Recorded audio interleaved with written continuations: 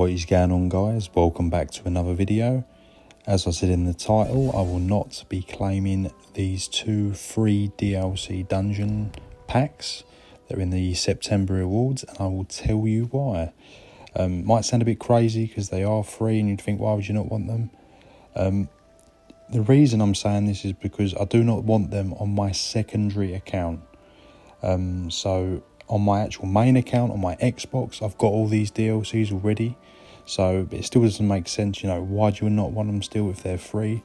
Because they tie to your account. This is why I do not want them on my secondary account. They tie to your account. You can't remove them once you've claimed them. Once you've claimed, they are permanently tied to the account. You cannot remove them.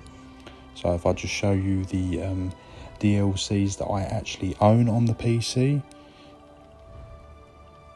The dungeon DLC, it's all unlocked at the moment because I've got ESO Plus.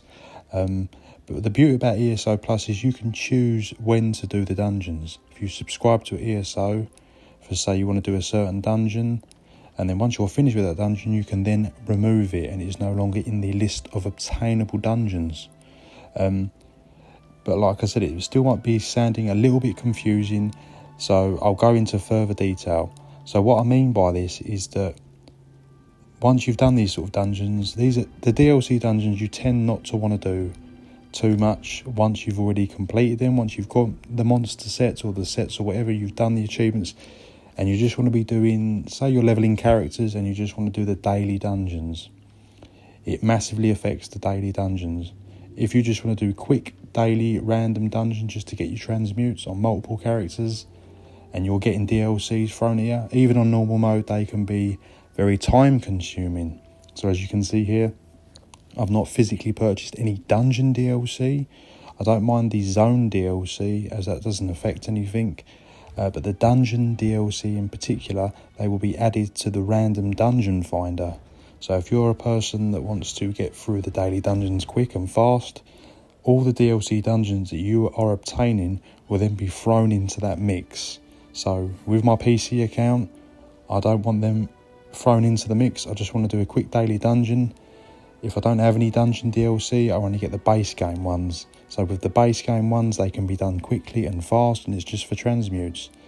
And if I do need a certain set from a certain dungeon, like a new dungeon comes out or a new monster set I want to grab, then I'll just subscribe to ESO for a month, do what I need to do in that dungeon, and then basically leave ESO Plus, and then the dungeon pack will no longer be on my account. So if I need to do tons and tons of random dungeons, like leveling characters, leveling characters, to be fair, doesn't actually include the DLC dungeons, but more specifically, if you're like leveling skills, you just want to do your daily basically on every character, then this is definitely going to have a massive effect on it. You always get, if you've got all the DLC dungeons, it's basically going to be included all the time, and 9 times out of 10 you might get a DLC, which isn't a massive issue. But if time is your enemy, then obviously, and you're doing it on say 5 characters, you want to get all your daily transmutes, then you want 9 times out of 10 you want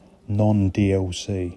So if you see where I'm coming from, so this is brilliant for your first account, but for your second accounts and beyond, I would personally not obtain the dungeon DLC. And like I said, if you need to get anything, whatever in that DLC, then just subscribe to ESO and then it will be removed afterwards. Because as far as I'm aware, this is a permanent thing. So let me know your thoughts in the comments, guys. Drop this video a like, and I'll see you in the next video.